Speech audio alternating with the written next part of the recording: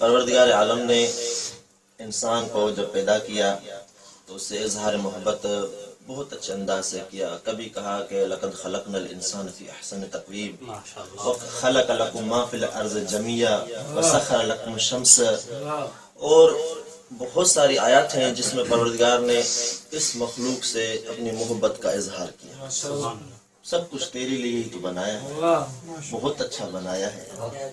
خود کو احسن الخالقین کہتا ہے جب انسان کے خلقت کا تذکرہ کرتا ہے. لیکن اس انسان کو پیدا کرنے کے بعد اسے یوں ہی نہیں چھوڑ دیا، کہا کہ ضرور آزماؤں گا. اور بہت سارے طریقے بتا دیے. تو میرا محبوب بننا چاہتا ہے تو میرے محبوب کی اداؤں کو اپنا، اس کی اتباع کر، تو بھی محبوب بن جائے گا. سارے رستے، سارے حل بتا دیے. آزمائش کروں گا، اور کون کون سی آزمائش کروں گا وہ بھی بتا دیا. لیکن امت میں جو پہلا امتحان ہوا تھا، حضور دو عالم کے جانے کے بعد امت کو دو حصوں میں تقسیم ہونا پڑا. کچھ امامت کی طرف چلے گئے اور کچھ ظاہری خلافت کی طرف چلے گئے. اس میں کچھ فرقے بن گئے. امام رضا علیہ السلام کے دور میں 4 طبقے ہو چکے تھے. کچھ حنفی ہو چکے تھے، کچھ مالکی ہو چکے تھے، کچھ شافعی. اب احمد بن حنبل کا عروج کا دور تھا امام رضا کا. جمع طرف آپ یہ تھے اس طرف فرق. امت کو آزمائش آئی اور ان کا آپس میں اختلاف شدید تھا، وہ آپ تاریخ سے آ گیا. لیکن شیعہ کے اندر جو فرق ہوئے تھے، سب سے زیادہ فرقے امام جعفر صادق علیہ السلام کے دور میں ہوئے. اس کا سبب تمام فرقے ختم ہو گئے. مثال کے طور پہ خطابی فرقہ تھا محمد بن مقلاس، جس نے کہا کہ میرا رب صادق ہے اور میں اس کا نبی ہوں. وہ فرقہ بنا ختم ہو. ناؤسی، جس نے کہا کہ امام جعفر صادق ہی مہدی ہیں، وہ فرقہ چلا لیکن ختم ہو گیا. فتحی فرقہ چلا، ختم ہو گیا. لیکن ایک اسماعیل فرقہ تھا، اس کی کیا وجہ یہ ختم نہیں ہوا؟ اتنا سخت دور تھا امام صادق علیہ السلام کا. تھوڑا سا مختصر فرق کے بارے میں چلوں تاکہ امت فرقے میں کیسے تبدیل ہوتی ہے اور اس کے اوپر کیسی آزمائش ہوتی ہے اور کیوں وہ ناکام ہو جاتے ہیں امام حق کو پہچاننے میں، حق کے راستے پہچاننے میں.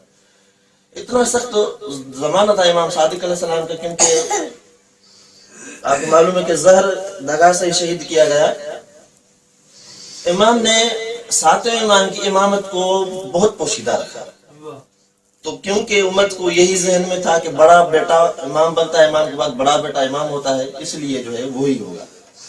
اب جب وفات ہو گئی اسماعیل کی تو امام نے کہا دیکھو یہ میرا بیٹا وفات پا چکا ہے، کسی کو اشتباہ نہ ہو. کچھ دکھا دی اس کی میت، کفن دے دیا، غسل دے دیا. پھر کیا سبب ہے کہ انہوں نے کہا کہ نہیں یہی امام ہوگا اور اس کے بعد اس کا بیٹا محمد امام بنے گا؟ ان کا کہنا یہ ہے کہ یہ جو امام نے میت بنا کر دکھائی تھی، یہ تقیتاً کیا تھا تاکہ جابر حکمران امام کے بعد اس کو ڈھونڈ کے مارنا ہے. نہیں، وہ مرا نہیں تھا، وہ زندہ تھا. لیکن امام موسیٰ کاظم علیہ السلام کی امامت جو تھی وہ برحق چلی. لیکن یہ فرقہ ادھر سے چل گیا تو وہ اب تک بھی چل رہا ہے. اور پھر اس کے اندر بہت سارے فرقے بن گئے. جو بھی فرقہ چلا اس میں شاخ در شاخ بنتے گئے. لیکن یہ جو امام اثنا عشری والا طریق جو ہے امام موسیٰ کاظم کی طرف چلا. پھر واقفی آئے. واقفی سے مقابلہ ہوا امام رضا کا. واقفی کہتے تھے مولایا امام موسیٰ کاظم ہی مہدی ہے. وقف یہاں پہ رک گئے، امامت ختم ہو گئی، اس لیے اس کو کہتے ہیں واقفی. امام رضا علیہ السلام نے تمام واقفیوں کے جو عمد تھے، جو رکن تھے، ان کو خطوط لکھ کر ان سے مخاطب ہو کر ان کو کہا کہ مجھے پتا ہے کہ آپ بھی جانتے ہیں کہ حق کا امام میں ہوں، امام موسیٰ کاظم مہدی نہیں ہے. فقط اور فقط اس لیے آپ نے امام موسیٰ کاظم کی جو وہ زمانہ قید تھا، اس میں جو وکلا تھے، اس میں جو معتمدین تھے، اتنا مال ان سے جمع ہو چکا تھا. امام نے فرمایا صرف اور صرف اس مال کے کھو جانے کے خوف سے آپ میری امامت کو نہیں مانتے. یہاں پر خوف سے امتحان لے گا. ان کو یہ ڈر تھا کہ یہ سارا مال نہ چلا جائے، خوف سے امتحان لے گا. لیکن امام رضا نے ان کی اس خوف کو توڑا اور واقفی مذہب ختم ہوا. امام مہدی علیہ السلام کے بعد سے شیعہ کے اندر آج دن تک کی تاریخ اگر دیکھ لی جائے تو اس کے اندر دوبارہ فرقے پیدا نہ ہوئے، فرقے نہیں بنے. آج دن تک جیسی نماز پہلے نے پڑھی ایسی ہی چلتی آ رہی. کوئی کہہ سکتا ہے اخباری جو آئے تھے 1000 سال بعد پیدا ہوئے تھے، وہ کیا فرقہ نہیں تھا؟ اس کا انشاءاللہ جواب دیں گے.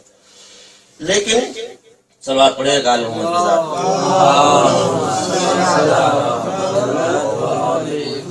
خوف سے امتحان ہوا تھا. کچھ ڈر ہوتا ہے کہ میں کیسے مخالفت کروں، کچھ کو مال کے زائل ہونے کا خوف ہو جاتا ہے، کچھ کو بھوک کا خوف ہوتا ہے، مجھے بھوک کاٹنی نہ پڑ جائے، سارا جو مال میں دے دوں میں کیا کھاؤں گا، کیا ہوگا، یہ اس طرح سے ہوتا ہے۔ لیکن دوسری جانب چلے تھے وہ فرق در فرق ہوئے، لیکن سب سے زیادہ فرقے جو پیدا ہوئے وہ ہندوستان سے چلے۔ 1885 میں مرزا احمد قادیانی نے ایک فرقہ بنایا۔ 1891 مشرقہ میں مہدی ہوں، میں موعود ہوں، مجھے الہام ہوتا ہے، اور 1908 میں وہ مہدی جو اپنے آپ کو کہتا تھا وہ ختم ہو گیا۔ اس کے بعد حکیم نور الدین اس کا خلیفہ بنا۔ حکیم نور الدین کب جاتے ہیں قادیانیوں کے 2 فرقے بن گئے۔ آج اس وقت جو ان کا چوتھا جو اس کا خلیفہ بنا 1974 میں جب ان کو کافر قرار دیا گیا تو وہ لندن چلا گیا۔ آج 5واں ان کا خلیفہ جو ہے خلافت چل رہی ہے، اور انہوں نے ایسے کتاب لکھی جیسے نبیوں کے صحابہ کے حوالے لکھتے ہیں نا، جو اس دور کے جو تھے ان کو صحابہ کہتے ہیں، وہ صحابہ تھے، اور ان کو وہی سند اور وہی روایتیں چلتی رہیں۔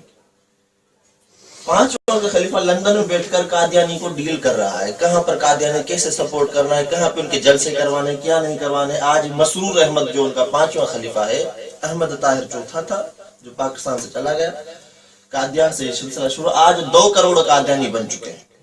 200 ممالک میں 2 کروڑ قادیانی بستے ہیں۔ ایک اور فرقہ چلا پرویزی۔ اب دیکھیں جو فرقے انہوں نے کامیابی سے فرقے بنائے، اب وہ تجربے دوبارہ دہرائیں گے کہ ہم نے یہ بنانے کی کوشش کی اور یہ کامیاب گیا، کیوں نہ اس تجربے کو 100 سال گزر چکے ہیں دوبارہ اپلائی کیا جائے، تاکہ اور دوسرا فرقہ بنایا جائے، وہی مسیح، وہی مہدی، وہی باتیں، وہی روایتیں، وہی کتاب، دوبارہ نیا ایک نبی بن کے کھڑا ہو جاتا ہے 100 سال بعد۔ آپ کو پتا ہے اس میں جو بنا ہے۔ پرویزی مذہب کیا ہے؟ یہ بھی سنیوں کے یہاں پیدا ہوا۔ یہ پرویزی جو تھا یہ بھی غلام احمد پرویز، اس کا یہ تھا، یہ قائد اعظم محمد علی جناح کا یہ مشیر تھا۔ ٹھیک، علامہ اقبال کو اپنا آئیڈیل سمجھتا تھا، بہت سارے ان کا رہتا تھا۔ طلوع اسلام اس کا پہلا رسالہ نکلا، یہ علامہ اقبال اور ان کے مشورے سے۔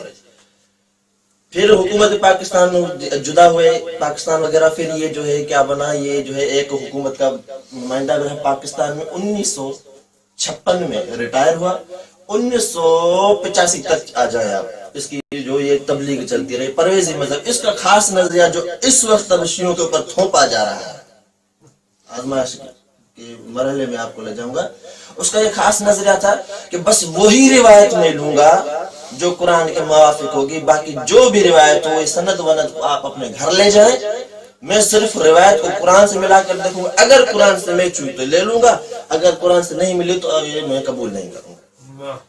یہ ایسا خطرناک شخص تھا کیونکہ قائد اعظم اور علامہ اقبال کا نام لے کر آیا تھا، طلوع اسلام اس کا وہ مشہور ہو چکا تھا رسالہ، اور اس میں اس کے نظریات پھیل چکے، تو کہتے ہیں حکومت بھی اس کی مخالفت نہیں کر سکتی تھی۔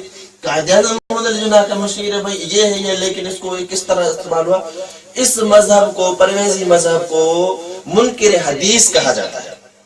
آج بھی کراچی میں اس کے نمائندے موجود ہیں، آپ یوٹیوب پر شیخ محمد لکھیں یہ پرویزی مذہب کا ہے، اس کی آپ کو کلپ آ جائیں گی۔ خود کو بنی اسرائیل کہتا ہے کہ ہم بنی اسرائیل ہم ہیں، قرآن کے ترجمے اپنے کرتا ہے، کسی کے ترجمے کو معتبر نہیں کہتا، حدیث کی تو کہتا ہے میرے سامنے بات نہ کر، قرآن ہے تو پھر حدیث کیوں بات کر رہے ہو، قرآن ہے تو قرآن سے بتا، باہر آ لیے۔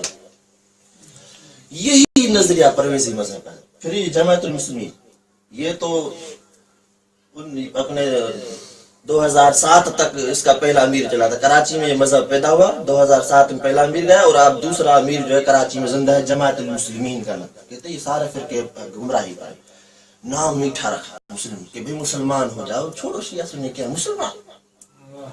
اب ذہنوں میں جو بھی بندہ لے کے آتا ہے، جو بھی نعرہ لے کے آتا ہے، وہ ایسا میٹھا نعرہ لے کے آتا ہے کہ دیکھنے والا اس کو جلدی قبول کر لے، اور اس کو اس کی جو سازش ہے فرقے بنانے کی، ایک اور نیا فرقے بنانے کی، وہ اس پہ پوشیدہ ہے، اور فرق در فرق جماعت المسلمین بن گیا۔ اہل حدیث کی میں نہیں بات بتا رہا، وہ تو پرانے تھے، احمد بن حنبل نے سارے اہل حدیثوں کو جمع کر کے حنبلی کر دیا تھا۔ اہل حدیث بہت پرانے، سلام پڑھے آل محمد کی ذات۔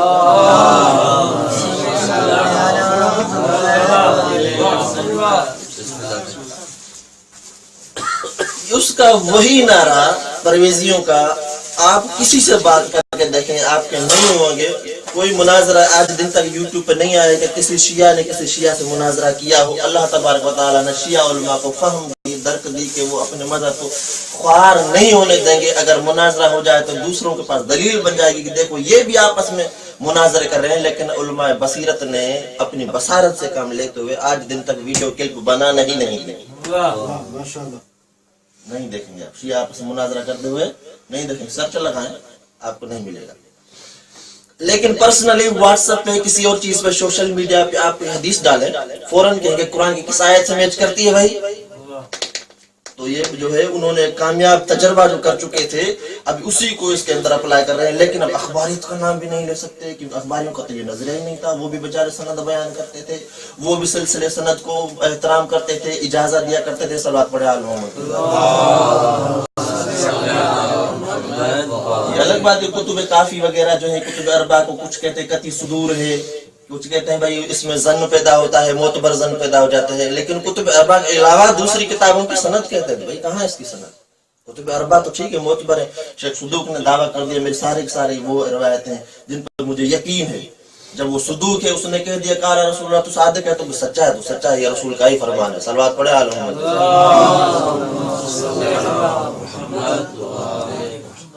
اب دیکھیں یہ کہ جنہوں نے اس حق